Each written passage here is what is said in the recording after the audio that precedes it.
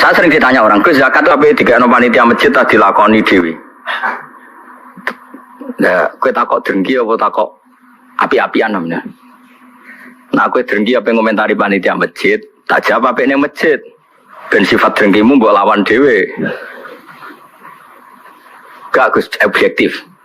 Jawaban saya gampang. Misalnya saya punya uang 1 juta. Kebetulan yang miskin itu ponakan saya. Atau orang yang tidak wajib saya tanggung. Jadi zakat itu kan gak boleh diberikan orang yang wajib ditanggung. Misalnya anak istri kan wajib ditanggung. Tapi kalau ponakan misanan kan sudah tidak tanggungan, tidak wajib maksudnya ya boleh dilakukan. Maka aturannya Quran jelas dahulukan dil kurba, orang yang punya unsur apa? Kerabat. Dan saya tahu kalau saya kasihkan masjid 1 juta dibagi 1 kampung itu nanti ponakan saya untuk selawewu. Itu ora kena tuku beras. Tapi nak saya sendiri yang memberikan iso keduman 300.000-an dan atau keduman 1 jutaan. Saya harus mengasihkan langsung dengan cara ini corong Jawa kemoto, pemberiannya kemoto. Tapi ada ulama yang cara berpikir tidak seperti itu. Min awalil amri zakat itu harus merata. Wes ora kemoto lah sementing sak desa keduman. Kayak manuk doro Allah. Termasuk mazhab Syafi'i yang dikontrol oleh ashabnya adalah mazhab ini. Ini dengerin nih, yang ada di Mu'in di Ahnaf. Zakat itu asnafnya akan 8. Pinten? 8 ini anggap saja di era modern tinggal berapa sekarang? Yang permanen ada itu fuqara, masakin, amil tidak mesti ada. Saya tuh tidak yakin kalau amil di masjid itu amil betulan. Wong mau nyateti terus rame-rame mbek rokokan ngenteni wong daftar. Kadang ya ana lanang wedoke ya mau pacaran wowo ya ora roh lah. Pokoke sebagian iku ya ora islami banget. Mbek rokokan ngenteni pani apa wong.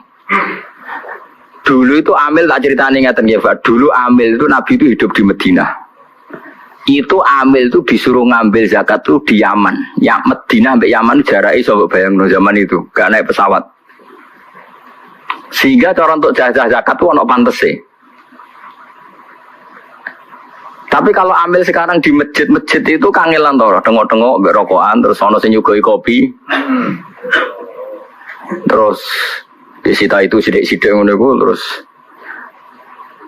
Lah iya misalnya terus ono Kiai Mustofa Dar, iku yo amil Gus, era modern ngene iki cukup darane amil. Yo ono bener yo nyatane amil tenan. Terus sekolah di pendapat ora amil. Ngono-ngono tok wae kok bokai zakat. Karo dene sebagian mereka yo wong mampu S1. Kadang jurusan ekonomi, konto zakat, oke. Nah terus, misalnya satu zakatan di masjid itu ada 2 pintal. 2 pintal berarti berapa kilo? 200 kilo ke?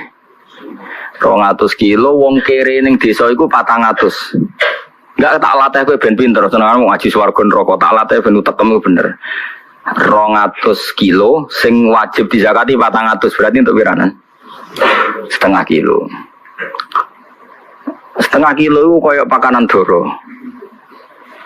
Napa? Pandoro. Nak sing melarat 400 itu setengah kilo. Nak sing melarat 800. Seberapa?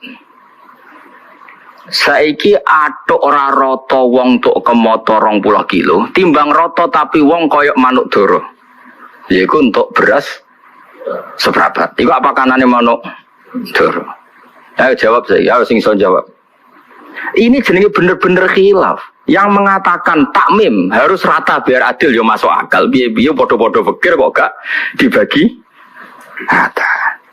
Tapi ana ulama darani atuk ora dibagi rata, sing penting kemotong regani wong. Piye-piye faktor zakat iku ana ikrame, kala bala tukrimun al yatim. Nak ngekeki ana mulyanone, wong dikeki seprapat kilo mulyano tangannya. Mulane wong ku mikir. Paham? Paham tenan to ora? Lah ngene iku jenenge istihad. Istihad tuh mirip-mirip. Iku jenenge ra'yu nasawabun yahtamilul khata' wa ra'yu ka khata'un yahtamilus shawab. Pendapatku iku bener tapi yo mungkin salah, tapi kayakku salah tapi mungkin. Misalnya aku fatwa, wong elek iku haram tok wong elek. Ya ono mirip bener. Mergo anak ra melok-melok dadi elek banget. Misale aku ujug-ujug istihad fatwa. Wong lanang weli iku haram untuk wong wedok weli. Karena anak ra melok-melok dadi elek banget. Misalnya aku fatwa ngono. Ini kan demi kemaslahatan jangka panjang biar gak ada generasi Islam sing elek banget. Kira-kira fatwa itu mungkin benar enggak? Mungkin. Terus ono sing bantah, ora ono hadise. Apa meneh sing kira-kira sing bantah Albani, mana hadisnya? Enggak ada pegangannya. Misalnya aku Albani, sidik-sidik kan nyempriti hadis. Nah. Ya ono bener. Terus ono wong neh sing dipendapat jogeman untuk wong sugih.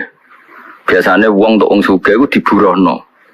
Wong alim untuk wong wedok sugih diburohno. Ya ono bener e, rata-rata wong kiri diburohno wong sugih. Ya kadang ya ono salah, atau diburono lah numpak Innova, timbang majikan tapi satpam. Misalnya, ya ono miripe. Itu pendapat asal tidak masalah iman dan Islam, kafir dan tidak kafir, iku shawabun yahtamilul khotok wa khotoun yahtamilus shawab. Sehingga mulai dulu lama itu kalau khilaf tuh ya biasa-biasa, ketemu koncone sing khilaf tuh ya biasa. Imam Syafi'i itu pernah sholat di masjidnya Abu Hanifah ya ada kunut. Padahal beliau orang yang sangat-sangat mensyariatkan kunut. Abu Hanifah sudah meninggal. Karwanis kapundut ditanya, 5 adalah taknutu ya Syafi'i ya Abu Abdillah Julani ikroman lihadal madhab. Aku ngerkani madhab iki. Terus tak tonton meneh, ini kowe nek ora paham buangeten. Kowe sholat duhur dengan sadar 1 rakaat rukuk 2 itu sah apa enggak? Loh, rukuk 2 kali kan? Di rakaat ula, kue rukuk 2 kali sah ndak? Menambahkan 1 rukun rukuk. Ndak sah. Sholat itu batal dengan menambahi 1 rukun. Jadi kena rukuk 2 kali, sholat duhur loh. Sah ndak? Ndak sah. Nambahi sujud 3 kali. Ndak sah. Karena termasuk sholat itu batal dengan menambahkan 1 rukun. Yang amdan sengaja. Sekarang saya tanya, sholat mayit itu modelnya di sini takbirnya berapa kali? 4. Wes yakin?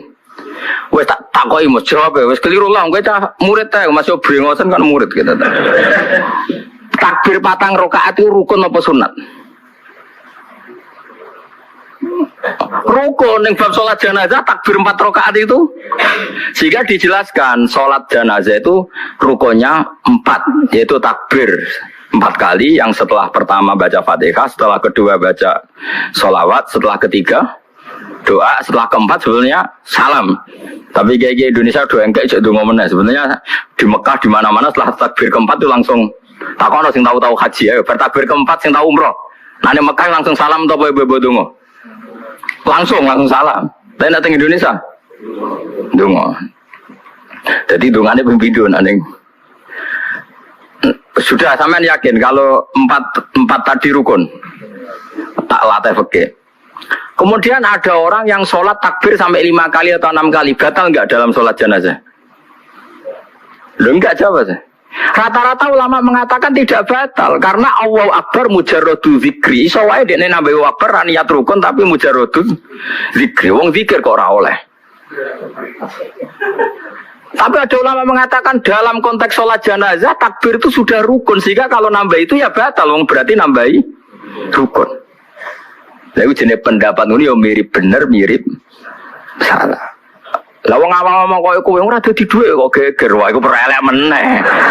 Elek wong ya kowe iku anggere menyangkut dhuwit ngono kok geger. Mergo ora dadi duwe, elek meneh kan rokok. Ngomongan niku mari rokok. Lain seperti itu terus tak bedheki meneh misalnya. Gak jawab ya. Ben kowe ora terlalu dadi ekstremis. Kowe salat maghrib lah atau salat isya atau salat apa saja. Aku kan sering salat maghrib teng mriki makmum Mustofa misalnya. Setelah Mustofa salam pertama, yang menjadi rukun salat itu salam pertama apa kedua? Enggak, jawab saja. Pertama. Terus Mustofa jenggot ini Mustofa. Tapi jenggot itu sunat tuh, muni jenggot itu ngenyak ngelem raro aku. Ya Mustofa kan sering jadi imam ya. Nah, Mustofa wis salam. Wis assalamualaikum warahmatullahi wabarakatuh. Kowe biasa apa? Warahmatullahi wabarakatuh. Masuknya. Assalamualaikum warahmatullahi wabarakatuh. Mustafa salam. Ketika Mustafa salam itu statusnya dia keluar dari sholat apa masih sholat? Tidak, jawab saja. Keluar dari sholat. Itu ada ulama mengatakan kalau makmumnya kesuwen duduk karena menunggu Mustafa salam kedua, apa mana nak kesuwen rontok banget, maka sholatnya makmum batal. Karena dia menggantungkan sholat sama orang yang sudah tidak sholat. Masuk akal orang? Nah, ini cerita saja. Pendapat itu masuk akal tidak? Masuk akal. Bagaimana mungkin orang yang masih sholat menggantungkan hubungan sholat sama orang yang sekarang sudah ada? Itu makmum sopo, makmum Mustafa. Lah saya kira surah sholat kok bawa makmumi. Aneh enggak makmum orang sama orang yang sudah ada sholat? Aneh enggak? Kira orang anehnya mergo kira iso ngaji. Lah yo selama ini nganggep gak aneh mergo kira iso ngaji. Coba saiki bar ngaji iki kok terus ngoso aneh. Bar ngaji iki lho kok iki teko, nailing tapi yo. Setelah imam salam itu dia masih sholat enggak? Enggak. Terus kowe ngenteni apa jajal pertanyaannya? Kok ngenteni reaksi ini Mustafa? Mau wis ora imam kok mbok enteni. Berarti kamu mentaklukkan sholat sama orang yang sudah tidak sholat. Maka dianggap batal. Amma mengatakan enggak batal. Piye-piye salam kedua itu min mutammimati sholat, termasuk penyempurna sholat. Di mana-mana ngenteni tambah sempurna itu ora batal. Lah ngene iki pendapat khilaf sing babak, kira-kira satu-satu. Padha mutune. Sing ora mutu mau ngono kok dibahas, sing ora dadi dhuwit. Lah iku sing elek ngono iku. Makanya saya termasuk orang yang seringnya kalau imam sudah salam pertama aku langsung ngadeg. Tapi sing loro ya sing ra setuju ya banyak. Karena secara etika umumnya yang ngenteni bar salam kedua. Sehingga di pondok saya, di pondok sarang begitu separuh nak imam salam langsung ngadeg, separuh ngenteni. Berarti separuh berakhlak, separuh berfikih. Semua jadi separuh berakhlak, separuh berfikih. Artinya berfikih wong imam wis keluar dari sholat, saya harus secepatnya mandiri. Enggak boleh sama menggantungkan sholat sama orang yang sudah tidak sholat. Makanya saya katakan separuh berfikih, separuh beretika, berakhlak. Nah yang seperti ini kok pede mbahmu, wong padha kaya iya, kaya ora. Ini mas, nah yang seperti ini tuh kok terus khilaf pede mbahmu, wong ora mesti bener, ora mesti salah kok pede.